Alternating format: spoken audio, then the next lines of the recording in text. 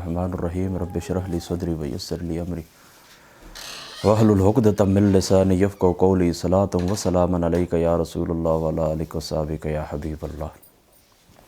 جو لوگ علوم حدیث سے محبت رکھتے ہیں، ان کے ساتھ مشغلہ رکھتے ہیں، ان کو یہ بات معلوم ہے کہ جو احادیث موضوع ہیں یہ علم الحدیث کا ایک مستقل موضوع ہے، ایک مستقل باب ہے۔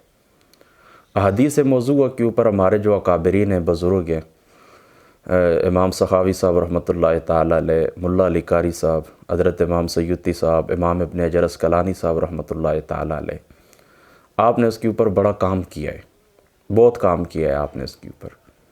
اور آقا علیہ الصلاۃ والسلام کے جو فرامین ہیں، لیمیز اللہ الحبیث من الطیب، جدا کیے ہے کہ جو حضور علیہ الصلاۃ والسلام کی ذات مقدسہ کی طرف ویسے ہی منسوب کیے گئے تھے۔ تو امام ابن جوزی کا بھی اس کے اوپر کام ہے۔ تو آج چونکہ وہ جو ٹرمز ہیں، جو اصطلاحات ہیں، اس کے اوپر تو میں بات کرنے کے لیے حاضر نہیں ہوا ہوں۔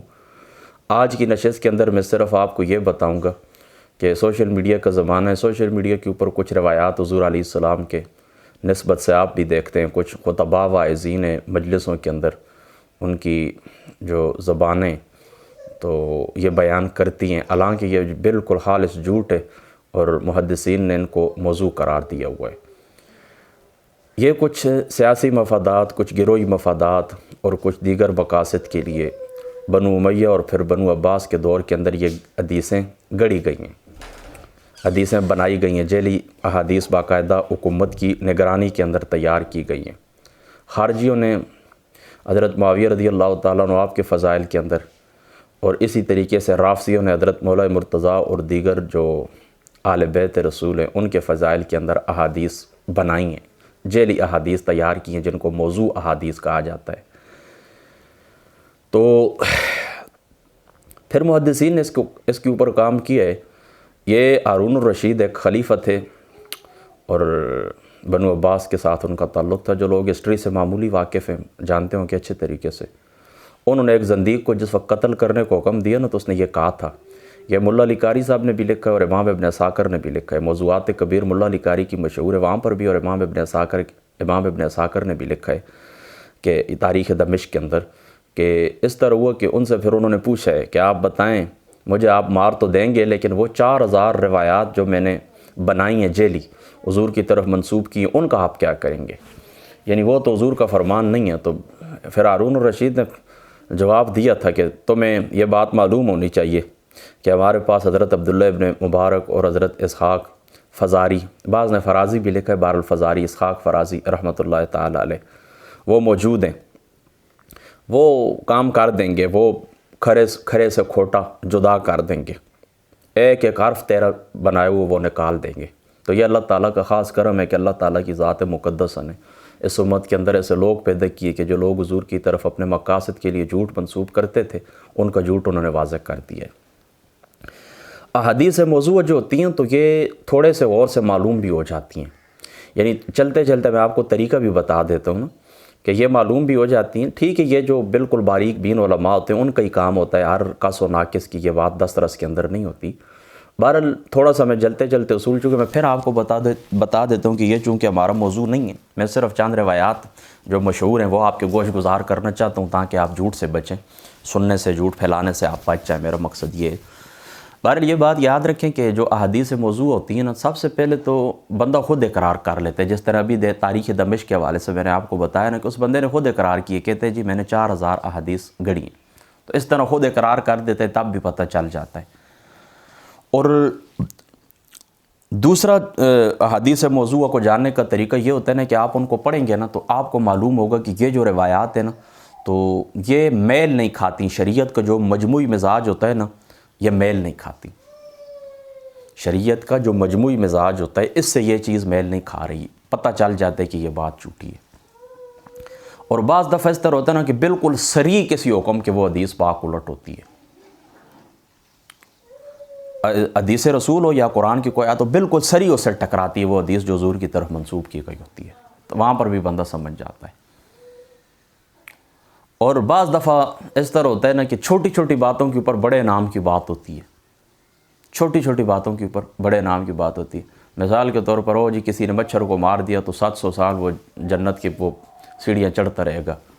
اسی طریقے سے کسی نے اس طرح کر دی، بیوی سے اونچی آواز میں بات کر دی تو 3000 سال تک جہنم میں جلتا رہے گا۔ اس طرح چھوٹی چھوٹی مطلب نقصان کے اوپر، ناپسندیدہ کاموں کے اوپر بڑی بڑی وعیدات آتی ہیں، اور چھوٹی چھوٹی نیکیوں کے جو کام ہوتے ہیں ان کے اوپر بہت زیادہ بڑی بڑی بشارات دی جاتی ہیں، اور ان کو انبیاء اور اولیاء کے مقام سے جا کر ملا دیا جاتا ہے۔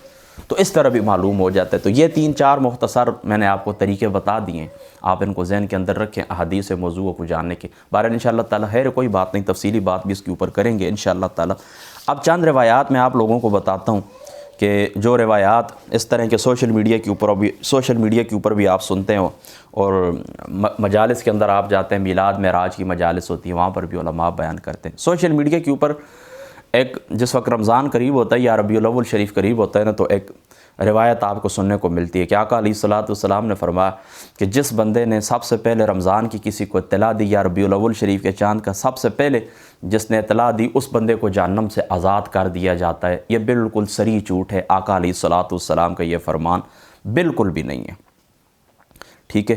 ایک اس کو یاد رکھنا ہے۔ دوسرا، حضرت بلال کے متعلق آتا ہے کہ وہ اس طرح کرتے تھے کہ شین کو صحیح ادا نہیں کر سکتے تھے، سین پڑھتے تھے، شین کو سین پڑھتے تھے، اچھے طریقے سے ادا نہیں کرتے تھے، ان کی زبان کے اندر لکنت تھی، یعنی اشہد ان محمد الرسول اللہ، اس طرح نہیں اسعد وہ پڑھتے تھے، یعنی شین کو سین سے بدل دیتے تھے، ان کی زبان کے اندر لکنت تھی۔ تو حضور کے بعد صحابہ نے پھر شکایت کی تو رسول اللہ نے ان کو منع کر دیا۔ تو اب صبح نہیں ہو رہی، اب کیا ہو رہا ہے؟ صبح نہیں ہو رہی۔ تو پھر صحابہ نے شکایت کی، یا رسول اللہ آج یہ کیا مسئلہ ہے کہ سورج طلوع نہیں ہو رہا؟ تو فرمایا جب تک بلال اذان نہیں دیں گے تو اس وقت تک صبح نہیں ہوگی، اور اللہ تعالیٰ کے نزدیک بلال کا جو سین ہے وہ شین ہی ہے، یعنی بلال کے اللہ پاک سین کو شین میں ہی قبول فرماتے ہیں، اور جب تک یہ اذان نہیں دیں گے یہ صبح نہیں ہوں گی۔ یہ روایت بالکل جھوٹ ہے، کسی کتب حدیث کے اندر یہ نہیں پائی جاتی۔ میری بات آپ سمجھ۔ اور موجودہ دور کے بھی جو ہمارے علماء ہیں جنہوں نے جدید حدیث پاک کے اوپر کام کیا ہے، یعنی حدیث پاک کے اوپر موجودہ مسائل کو سامنے رکھتے ہوئے جدید مسائل کو لیے اور کام کیے، انہوں نے بھی اس حدیث کو انہوں نے موضوع قرار دیا۔ اس کو آپ نے یاد رکھنا ہے۔ تیسری روایت جو بڑی زیادہ علماء بیان کرتے ہیں، الفقر فخری، الفقر فخری، یہ بات بھی یاد رکھنا کہ یہ محدثین فرماتے ہیں کہ اس طرح کی کوئی بات بھی نبی کریم صلی اللہ تعالیٰ علیہ وآلہ وسلم آپ کی ذات مقدس ثابت نہیں ہے، اور اس کے برعکس بخاری اور مسلم کے اندر یہ روایت موجود ہے کہ حضور نبی پاک صلی اللہ تعالیٰ علیہ وآلہ وسلم آپ کی ذات مقدسہ نے خود بھی فقر سے اللہ تعالیٰ کی پناہ طلب کی، اور اپنے صحابہ کو بھی یہ تعلیم دی ہے کہ فقر سے اللہ تعالیٰ کی پناہ طلب کریں، اور ایک مقام کے اوپر یہ بھی فرمایا کہ یہ جو فقر ہوتا ہے یہ قریب ہے کہ انسان کو کفر تک پہنچا دے۔ یہ جو دیکھیں نا سماجی جو شعبے ہوتے ہیں نا، ان کا ایک دوسرے کے ساتھ بڑا گہرا تعلق ہوتا ہے، بڑا گہرا تعلق ہوتا ہے۔ یعنی آپ دیکھیں نا، ایک معیشت ہے، ایک بندے کی معیشت مضبوط ہے تو اس کی تعلیم بھی اچھی ہوگی، جب اس کی تعلیم اچھی ہوگی تو اس کی صحت بھی اچھی ہوگی۔ لیکن ایک ملک ہے، ایک طبقہ ہے، اس کی اگر معیشت کمزور ہے تو وہ کیا کرے گا؟ پڑھ نہیں سکے گا، جہالت آئے گی، جب جہالت آئے گی اس کو معلوم بھی نہیں ہوگا کیا چیز مجھے نقصان دینے والی، دین دنیا دونوں کا نقصان ہوتا ہے، صحت کا نقصان، روح کا نقصان، دونوں کا نقصان ہوتا ہے بغیر علم کے۔ ریئل پروگریس از ایجوکیشن، صحیح جو ترقی ہے نا، حقیقی جو ترقی وہ تعلیم ہی ہے۔ اب اس بات کو آپ سمجھ گئے نا؟ تو معیشت مضبوط ہوتی ہے تو آگے معاملات۔ حضور علیہ الصلوۃ والسلام کے ایسے صحابہ تھے جو کاروباری اور تاجر تھے، لاکھوں کروڑوں اربوں کا موجودہ دور کے اندر خربوں کا ان کا بزنس تھا۔ حضرت عبد الرحمن ابن عوف ہو گئے، حضرت عثمان غنی رضی اللہ تعالیٰ عنہ ہو گئے، اور بھی وہ ایک نشست کے اندر میں نے بیان کیے تھے۔